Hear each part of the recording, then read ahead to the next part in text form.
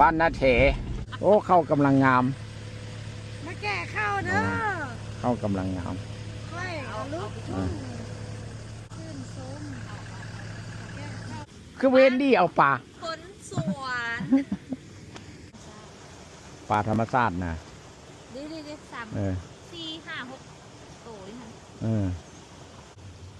คันมีแห่บ้านได้นี่ได้บอนนะเห็นบ่เปิ้นเห็นบ่ยังบ่เป็นหมากสิ3 ปีอันนี้หางอันนี้2 ปีโอ้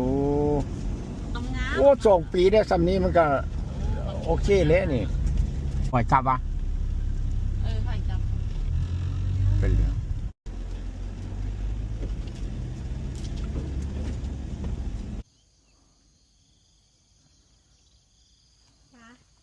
ยืมมือได้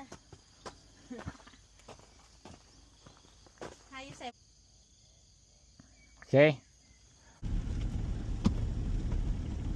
ไรสุดดีกว่าอันนี้มันลาบซีนอันนี้แกงปลาอันนี้เป็นอย่างอันนี้แก้วอันนี้ดิจุ่มอันนั้นพักโอ้มีหลายแนวเนาะ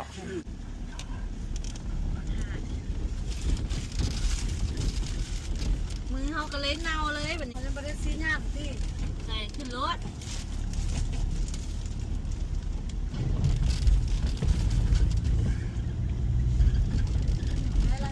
เขาจะทอดกินเอง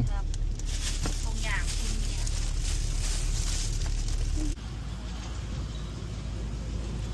ก่อน